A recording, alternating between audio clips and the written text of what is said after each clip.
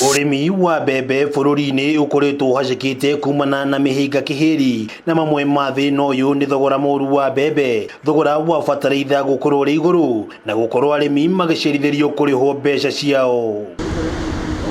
Mathina maya ni macungiriirie thirikari gutabania mogaruruku matiganite niguo kugitira murimi. Muikariri giti mweru wa bodi ino Mutia Iringo niranirie kung'ethanira na mathina maya na turia nime aria makoretwo magitinguria bodi ino. From now onwards, I want to tell Kenyans, the farmers, that you have something to smile about.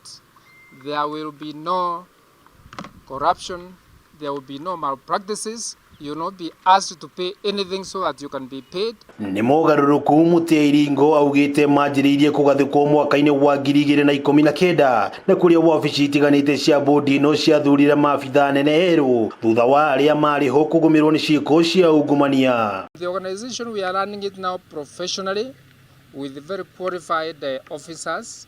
We started by recruiting an MD competitively and several senior managers, others finance, marketing, procurement and others. Hari uguri wa mbembe Iringo augite thirikari ni irethema kugura mbembe na thiri kuma kuri arimi na ica ikuhie kamiti ya mwanya ni kuruta riboti ya muigana wa irio iria ire makombe-ini ma thirikari na oho ni iranire thirikari iri miario-ini na kambuni cia uthondeki wa bataraitha niguo kuona uria murimi egutithika na thogora mubacirire. Whenever we buy, we will be able to pay immediately without any delay, because we don't want farmers to suffer. So this will not happen again for the time, for now, for the time that I am the chairman, and I'm sure since we have entrenched various reforms, this will be a permanent feature of our operations. Niguo kugacirithia ukinyaniru wa mbembe iria iraigwo makombe-ini ma thirikari na iria ikoretwo ikigomerwo ni thumu wa aflatoxin, bodi ino iri na laboratory cia guthima thumu uyu niguo kugitira muingi na andu aria mangikorwo makihuthira mbembe kuma makombe-ini maya. Transport ya kutoka mahali tunaweka mahindi yetu kwa magara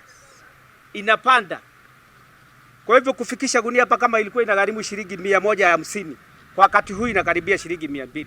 Pia hapo tungeomba bwana chairman wetu utuangalilie pia bei ya mahindi.